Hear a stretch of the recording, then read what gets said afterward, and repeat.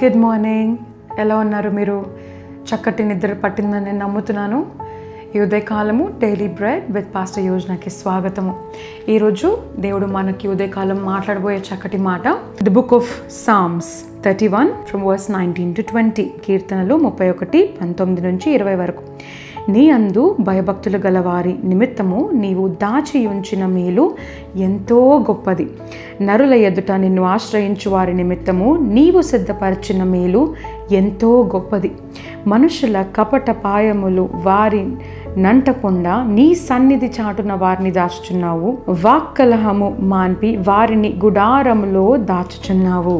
ఎంత చక్కటి మాట. ఈరోజు దేవుడు ఏం మాట్లాడుతున్నాడంటే నీ గురించి, నీ ఫ్యూచర్ గురించి మనం ఏ విధంగా అయితే మనుషులముగా మనం ఫిక్స్డ్ డిపాజిట్ అని మనం బ్యాంక్లో డబ్బులు పెట్టుకుంటామో, ఒక సరైన ఏజ్ తర్వాత మనకి కాళ్ళు చేతులు లేవనప్పుడు, పని చేయనప్పుడు, రిటైర్డ్ అయినప్పుడు మనని ఎలా పోషించేది అన్నదే ఫిక్స్డ్ డిపాజిట్. ఆ ఫిక్స్డ్ డిపాజిట్ కొన్ని సంవత్సరాల తర్వాత మనము కలెక్ట్ చేసుకున్నప్పుడు చాలా ఎక్కువ డబ్బులుగా అయిపోతాయో, అదేవిధంగా దేవుణ్ణి ప్రేమించిన వారికంట ఆయన ఫిక్స్డ్ డిపాజిట్ లాగా మంచితనాన్ని డిపాజిట్ చేసి ఉంచాడంట. మీకు ఇప్పుడు కనిపించకపోవచ్చు, మీకు ఇప్పుడు దేవుడు ఉన్నాడా? అసలు నా కష్టాలు దేవుడు వింటున్నాడా? నా ప్రార్థన ఆయనకు వినబడుతుందా? నన్ను చూస్తున్నాడా? నేను కనపడుతున్నా ఆయనకి? ఒక మట్టిలా కనబడుతున్నానా? ధూళిలాగా ఉన్నానా? ఒక పుష్పము వలె కనబడుతున్నానా? అసలు నన్ను చూస్తున్నాడా దేవుడు అని మీరు అనుకుంటున్నారేమో. ఫిక్స్డ్ డిపాజిట్ కూడా ఇప్పుడు మనం డబ్బులు వేసినప్పుడు మనకు కనపడదు. అసలు డబ్బులు ఎక్కడ పోతున్నాయో, బ్యాంక్ ఆ డబ్బులను ఏం చేస్తుందో, అసలు ఇప్పుడు ఇస్తుందా ఇవ్వదా, మనకి ఎప్పుడు వస్తాయో, బ్యాంక్ లేపేస్తారో, ఇలా 100 ప్రశ్నలు ఉంటాయి. కానీ ఈరోజు దేవుడు ఏం మాట్లాడుతున్నాడంటే ఆయన యందు భయభక్తులు కలిగిన వారికి, అంటే ఆయనను ప్రేమిస్తున్నావా? ఈరోజు ఆయన యందు ప్రార్థన చేస్తున్నావా? ఆయన ప్రేమను ఇతరులకు కనపరుస్తున్నావా? నీ జీవితం ద్వారా ఇతరులు ఆశీర్వాదం పొందుతున్నారా? నువ్వు ఆయనని ప్రేమిస్తూ వాక్యం చదువుతూ ప్రార్థన చేస్తున్నావా? ఎన్ని కష్టాలు వచ్చినా కూడా అయ్యా కష్టాలు వస్తాయి పోతాయి, నిన్ను మాత్రం నేను విడవను దేవా అని నమ్మకంగా నువ్వు విశ్వాసంగా ఉంటున్నావా? ఎవరేమన్నా సరే అయ్యా నువ్వు నన్ను చూస్తున్నావు, నీ కళ్ళు నా ఎదుట నుంచి ఎప్పుడు తొలగిపోవయా, నువ్వు నన్ను చూసే దేవుడు కునుకవు నిద్రపోవయా అని నువ్వు ఆయన యందు విశ్వాసం ఉంచుతున్నావా? అయితే ఆయన ఏమంటున్నాడంటే నువ్వు నమ్మకంగా ఉండు. ఫిక్స్డ్ డిపాజిట్ లాగా నా మంచితనాన్ని నీకోసము నేను ప్రిపేర్ చేశాను. ఇంకొక మాట ఏమంటున్నాడు తెలుసా?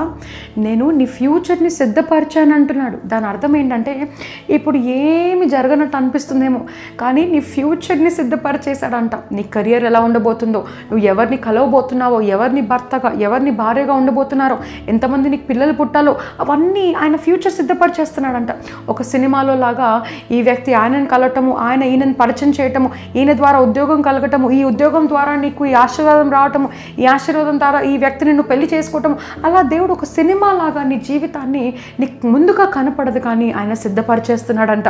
ఈరోజు ఎంత ధైర్యము కలిగిన మాట దేవుడు నీతో మాట్లాడమంటున్నాడంటే మళ్ళీ చదువుదాం మనము. నీ యందు భయభక్తులు గలవారు నిమిత్తము నీవు దాచి ఉంచిన మేలు ఎంతో గొప్పది. ఏదైతే దాచి ఉంచాడో నీ పట్ల ఎంతో గొప్పదంట, మనుషులకు అర్థం కాదంట. రెండవది ఏంటో తెలుసా? నరుల ఎదుట నిన్ను ఆశ్రయించు వారి నిమిత్తము నీవు సిద్ధపరిచిన మేలు ఎంతో గొప్పది. రెండోది ఏంటో తెలుసా? మనుషులకు కనపడని ఆశీర్వాదం కాదంట, మనుషులకు కనపడే ఆశీర్వాదం నీకు ఇస్తాడంట. అంటే నీ ఆశీర్వాదాన్ని నీ శత్రువులు కూడా చూసి వామ్మో ఈమె ఆశీర్వదింపబడిపోయింది, ఈమె ఎలా ఆశీర్వదింపబడింది, అసలు ఈమెకి ఏమీ లేదు కదా, ఇంత చక్కటి ఉద్యోగం ఎలా వచ్చింది, ఈమెకి ఏ దిక్కు లేదు కదా, ఇంత గొప్పటి సంబంధం ఎలా వచ్చింది, ఈమెకి ఏమీ లేదు కదా, ఇంత గొప్ప ఘనంగా వివాహం ఎలా జరిగింది అని మనుషుల ఎదుట నిన్ను దేవుడు ఘనపరిచే అంతగా సిద్ధపరుస్తున్నాడంట. మూడవది ఏంటో తెలుసా? యేసు ప్రభువారు నిన్ను దాచి ఉంచుతాడంట. మనుషుల కపటోపాయములు వారిని అంటకుండా నీ సన్నిధి చాటున వారిని దాచి ఉన్నాను. చూసారా ఎంత అద్భుతము! ఆయన ప్రేమించిన వారిని కేవలం అద్భుతం చేసి మనుషుల ఎదుట నోర్లు మూయించడమే కాదు, కానీ యేసు ప్రభువారు నీ పైన చెడు కన్ను పడకుండా, చెడు దృష్టి పడకుండా, చెడు నాలుక పడకుండా, శాపాలు పలికిన వారి నోటి నుంచి నిన్ను కాపాడి, చెడు కన్ను నుంచి నిన్ను కాపాడి ఆయన సన్నిధిలో నిన్ను దాచుకుంటాడంట.